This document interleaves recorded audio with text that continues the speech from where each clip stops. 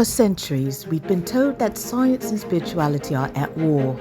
We're taught that a miracle is a violation of natural law, a magic trick that breaks the rules of the universe. But what if that definition is entirely wrong? What if a miracle is not a suspension of law, but the application of a higher, deeper physics that we are only just beginning to understand? Welcome to Celestial Physics. Water does not hold a boundary. It spreads, leaks, and takes the path of least resistance. If millions of gallons suddenly divide and stand like concrete pillars until dawn, forget glitch in the universe. You're looking at deliberate construction, executed with technology way past our ability to measure. Tonight, we are not asking if the sea parted. We are asking where and how. Using the actual place names in the biblical text, real geology, and real pressure numbers. Welcome to Celestial Physics 101. Before we get to the physics, we have to get the map right. The text does not call this the Red Sea. It calls this the Yam Suph, the Sea of Reeds. Reeds do not grow in a deep ocean trench. They grow in shallow, brackish marshland. That one word rules out a lot of popular theories before we even start. Ecologically and historically, this points us to the marsh corridor running through the Isthmus of Suez, Lake Tamsa, and the Bitter Lakes, connecting down to the northern Gulf of Suez near Gebal Ataka in Suez City. There are 6 key clues in the ancient text, and the northern route aligns with every single one. First, it's a realistic 3 to 5 day march from the staging area at Ramesses. From there, it spills directly into the wilderness of Shur, exactly where the text places the Israelites. And then there are other border locations from Exodus chapter 14. Migdol, meaning watchtower, and Bel Zephon, a major frontier port. These geography markers line up precisely with Egypt's own defensive border fortifications along this stretch, the famous Ways of Horus military highway documented in ancient Egypt records. That's also why the 2 leading alternative theories, Nuweiba Beach on the Gulf of Aqaba and the Mediterranean lagoon at Lake Bardawil, failed to hold up. Aqaba sits far beyond the reach of those ancient place names, and neither site fits a realistic multi-day march from the delta. As for why water depth became a major objection to this northern route, we'll get to that later in the episode. The Bible is explicit on this point. God drove the sea back with a strong east wind that blew all night long. In physics, this phenomenon is called wind setdown. When a sustained wind sweeps over a body of water, friction drags the surface forward, pushing the water back and piling it up at the far end of the basin.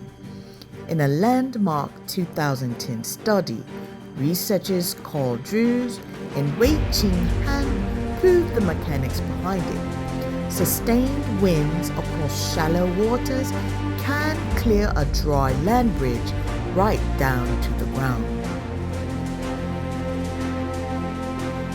Here's what's different about this site compared to a deep ocean trench. These northern basins are shallow by ocean standards, 15 to 30 feet through the marsh and shelf. That's well within the range when set down can actually move. The real engineering problem is not pushing the water back. It's holding 2 miles of open water standing on its edge all night without it sliding back down on its own. And just to provide you with a visual, 15 feet is about the ceiling height of a commercial retail store or a 1.5-story residential home. and 30 feet is a standard 3-story apartment building or townhouse, roughly 10 feet per story. Even in these so-called shallow areas, the moment the sea floor plunges into the deep trench near the Gulf of Suez, the sideways pressure of the water becomes massive. We're talking 3 to 5 times normal air pressure pushing outward across the entire channel. That's not a force a human could hold back. It's millions of tons of weight pressing sideways, and a surface wind has no physical way to grab that water and hold it up like a solid wall. And here's the key point. Modern scientists are entirely right to say a wall of water can't just stand there on its own. It violates one of the most fundamental laws of physics, that energy and matter naturally spread out. Water flows and flattens. It does not hold itself up as a vertical wall unless an outside force is actively pinning it in place. This argument only works if regular science is the whole picture. The idea behind celestial physics is that scientists are only measuring one layer of reality, the natural, everyday layer. There may be a higher layer protected by God's power that our tools simply cannot pick up yet. This was not magic breaking the rules. It was a higher kind of engineering doing precisely what the wind alone could not. Wind explains why the water level dropped. It does not explain why the edge stood straight up instead of sliding right back down. The Song of Moses records in Exodus chapter 15 verse 8 that the depths were congealed in the heart of the sea. The original Hebrew root word used here is Kafa. It means to thicken, dense up, curdle, or freeze. Because the text does not explicitly state the exact physical mechanisms used to lock these massive walls into place, let's explore 3 compelling scientific hypotheses for how the master scientists could have engineered this phase shift. By rapidly extracting thermal energy along the water boundaries, the parameter would freeze solid, creating massive glacial retaining walls. But on its own, this raises a serious problem. That much heat loss does not stay neatly inside the water. It radiates outward as cold air, frost, maybe ice fog. And with people walking within feet of the edge for an entire night, that's a real exposure risk to the very crowd it's supposed to protect. Freezing alone has no answer for how the water stays contained.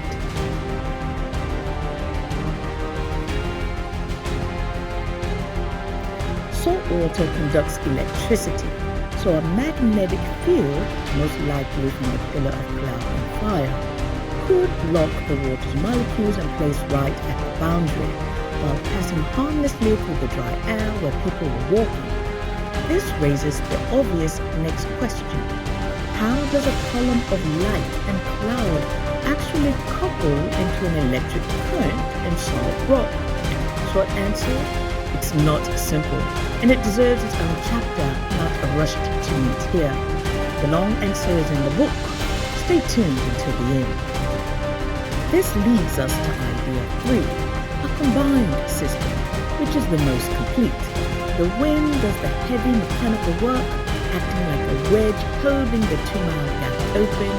The pillar handles precision boundary control, emitting both a magnetic field and a high-frequency sound wave that turns just the outer edge of the water into a thick, jelly-like non-Newtonian state, similar to how some modern fluids solidify instantly under a magnetic field.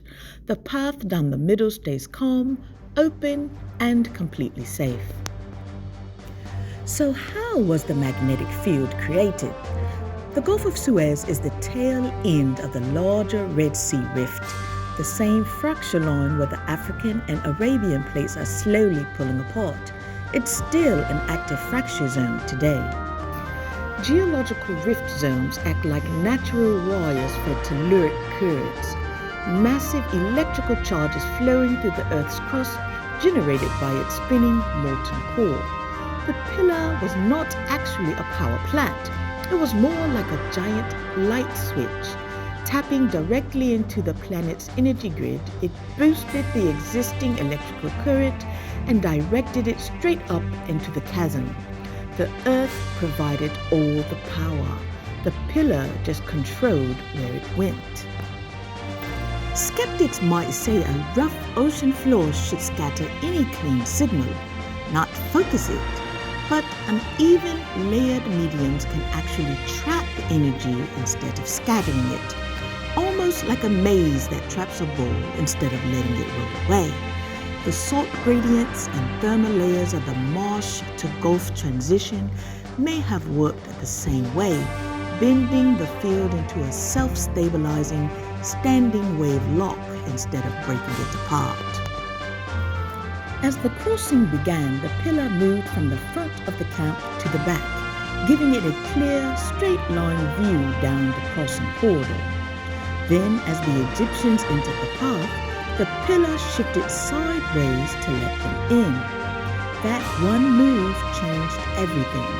The tightly controlled field relaxed into a wider, looser pattern. The Israelites' path was created and remained a calm zero-field strip, a null node where the field's own energy cancelled itself out. But when the pillar shifted, the high-energy zones moved as well, right underneath the advancing Egyptian chariots. This shift triggered a kind of seismic pumping, liquefying the firm, wind-dried seabed into a soft, saturated silt, but only underneath the weight of the Egyptian army. This raises an obvious question.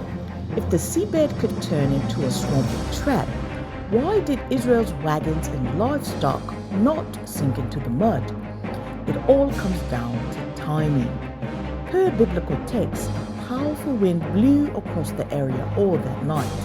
Combined with the magnetic field focused through the pillar, this sustained combination drove back the sea, locking the molecules in place and drawing the sediment, thus transforming the wet seabed into a firm, solid road.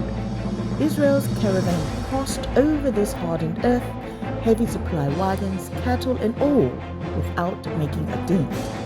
Once the last person had cleared the channel, the pillar moved, allowing the Egyptians to pass and enter. This position change destabilized the magnetic field. The lock was released.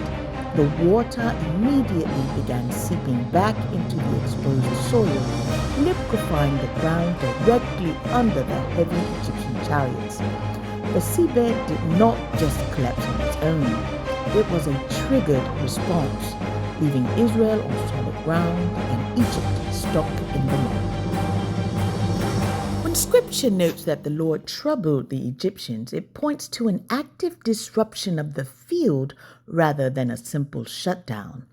As the colliding magnetic pulse and phase-inverted acoustic frequency collided with the existing standing waves, the resulting chaotic detuning likely generated intense infrasound, very low-frequency sound waves below the threshold of human hearing. Infrasound exposure is a documented trigger for disorientation, unease, and panic-like physiological responses, even when a person cannot consciously identify what they're hearing.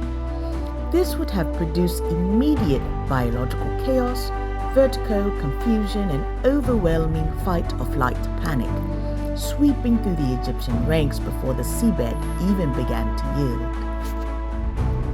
Moses, stretching out his staff, acted like a final switch. He did not need to touch the water. Introducing a wave interrupter was enough to break the electromagnetic balance, holding the field together. The moment that happened, the lock vanished completely.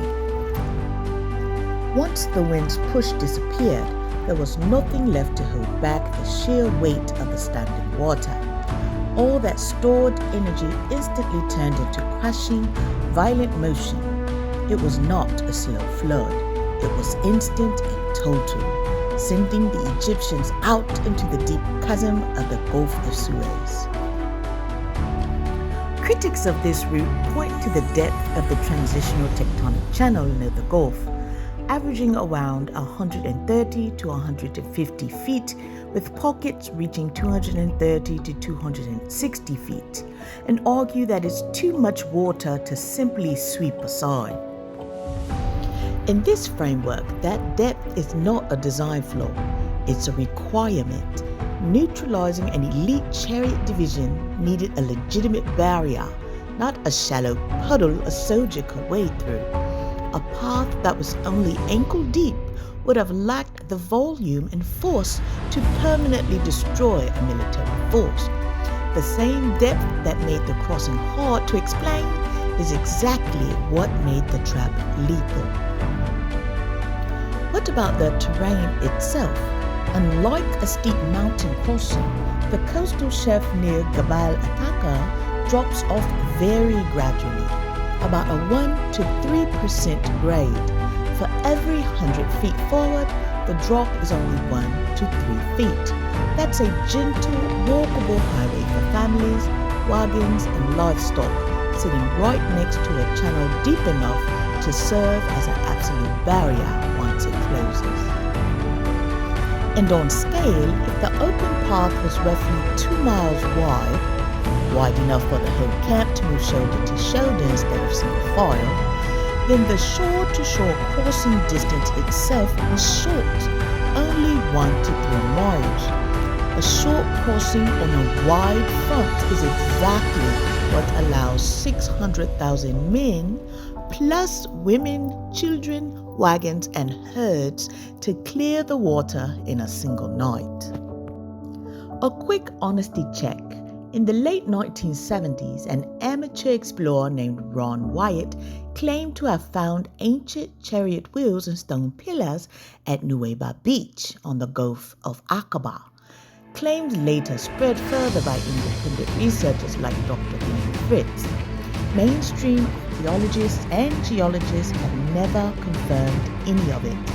There's been no independent lab testing, and marine scientists point out that coral naturally grows in ring shapes around ordinary sea debris, making old photographs easy to misread. We don't need those unproven claims. The confirmed geography of the northern route, the marsh corridor, the frontier place names, the cliff barrier at Gulf of Aqaba, the walkable shelf, the deep tectonic channel is compelling enough on its own. This miracle was never a magic trick that broke the rules of the universe. It was careful, high-level engineering. Proof that even a shallow reed sea of 15 to 30 feet follows a plan written by Hypotheses. If you believe the universe runs on rules more amazing than most people realize, hit subscribe and join us as we keep breaking down the physics. And if tonight's breakdown only scratched the surface for you, the full math, sources, and every step we did not have time for in this video, such as the characteristics of the pillar of cloud and fire, are laid out in the book Celestial Physics, Volume 2, The Mechanics of Deliverance. Next time on Celestial Physics, what actually happens to your personal energy when you die? We're breaking down the first law of thermodynamics, the law of conservation of energy, and asking what it really means if consciousness is just another way that energy moves through the universe. Thank you for watching, keep looking up, and welcome to the classroom of the possible.